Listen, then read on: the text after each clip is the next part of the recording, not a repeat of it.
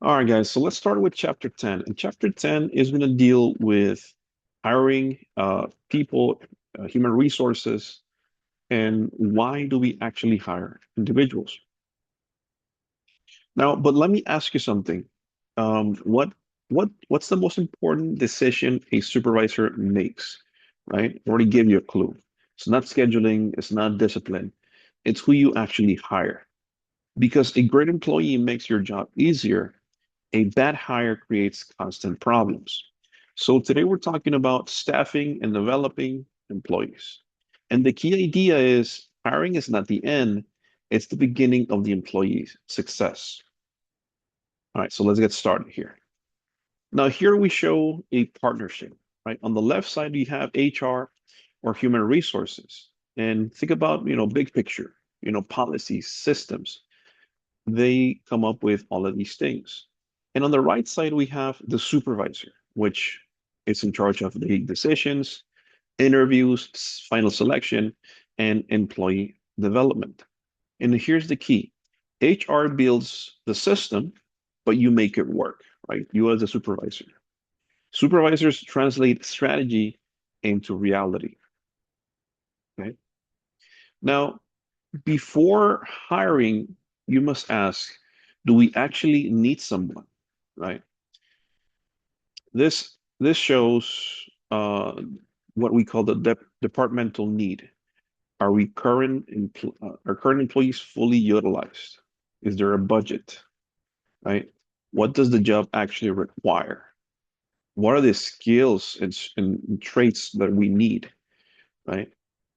And notice this shift from job description to competencies, meaning we're hiring for skill, knowledge, and behaviors, not just for tasks. Okay. Now, we find candidates, and we have basically two options, right? You have external sourcing or external hiring, which is we're getting people from outside the organization, right? New talent, fresh ideas. Or we have what we call internal hiring or internal sourcing, which is basically we're going to take somebody from that's already an employee and basically sometimes promoting that employee, right? So through promotion or somebody that's already within the organization. And now look at the right side. Hiring from within creates motivation, loyalty, and long-term growth, right? So here's the question. Do we build talent or just buy it, right? Obviously, you always want to try to hire internally.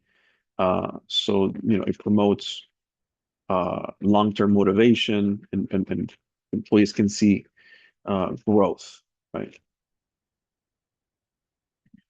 Now, this is one of the most important slides because every hiring decisions must pass we call it the ouch test, right? Which is the objective, which is based on facts, uniform, which is applies to everybody, consistent, there's no exceptions, and it's honest, which is again truthful and fair.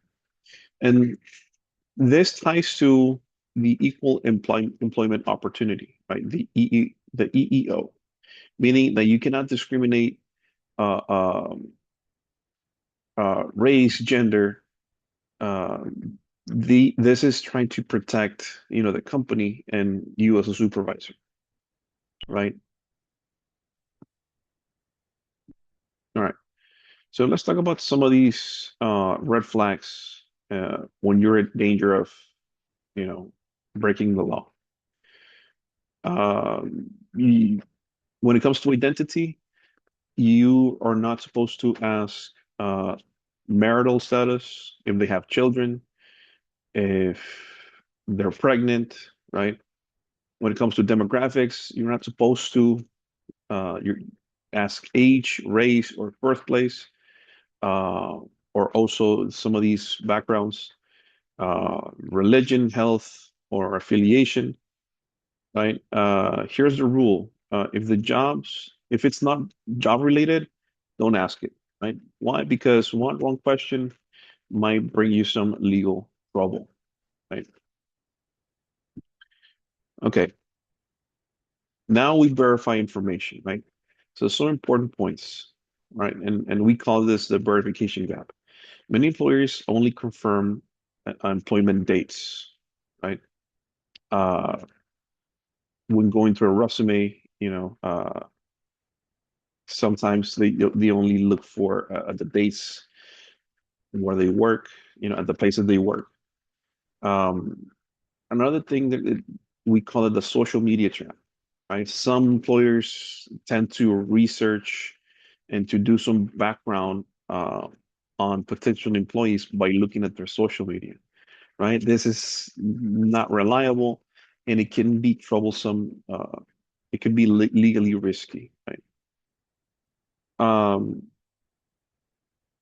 there's something else called the threat of reference check or TORC, right? Detail, you can tell applicants references will be checked. Um, why? Well, because people will become more honest, right? So the key idea is just, trust, but verify. Okay. Now we prepare for interviews, right? So there's two perspectives. Um, so some of the goals of applicants is to impress, and obviously one of their objectives is to get the job, right? The goals of the employer is to evaluate, compare, and assess the fit, right? And here's the key, right? The first 5 minutes matter.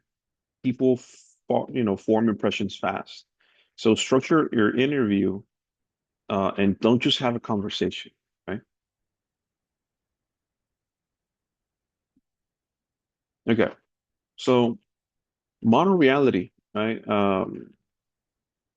Virtual interviews, right? So supervisor responsibility, you know, choose the format, set, purpose, record with permission, right? Clarify next steps. And candidate responsibilities is, be professional, have a good push posture, and proper attire.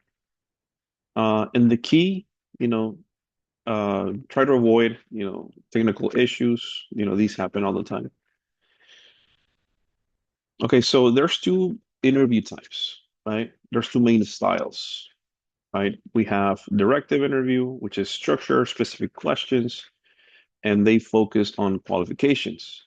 And then we have non-directive interview, which is more open-ended with deeper insights, uh, maybe with scenarios that, the potential employee has to go through, like what will you do in this situation, type of questions. So best approach, use both, right?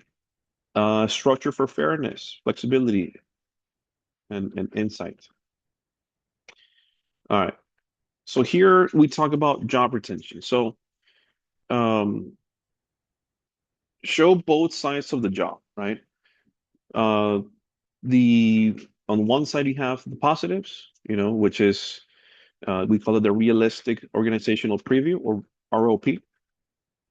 Talk about the mission, talk about the values, talk about the direction of the business, right? This is, the ROP. And then also talk about the realistic job preview or the RJP.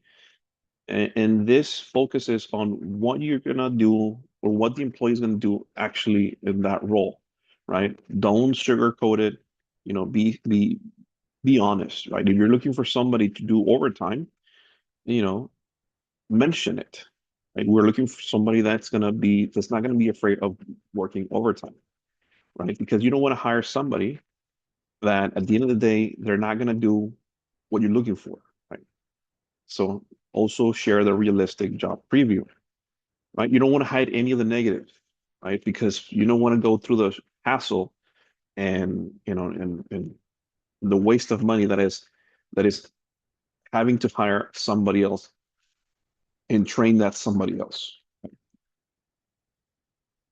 So honesty equals retention. Now, there's two dangerous biases, right? One of them we call the halo effect. You know, some applicant might have one good trait or one good point of their resume, and you may assume that, oh, everything's good, right? This is the one that we should hire, right? We call this the halo effect. And then we have something called the horns effect, which is the opposite. They might have one bad trait or something, stands out in their resume as maybe not great, and we assume that everything is bad, right? We call this the horns effect. Um, or they might be unreliable, what have you. This is misguided, right? So focus on the evidence, right? Not the impressions, right? So, do more research, call the references, etc. All right, so making the hiring decision. So now we're at the point where we're going to choose, right? So documentation, right? So justify your decision. Like, this is why we're hiring this employee. These are the reasons why.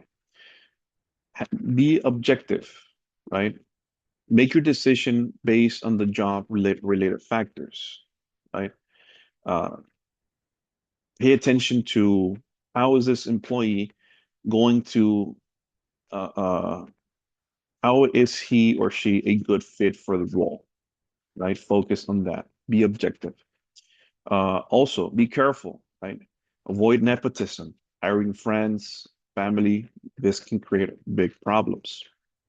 And here's the truth, right? Hiring decisions must be defensible, right? You should be able to say why you hired this individual.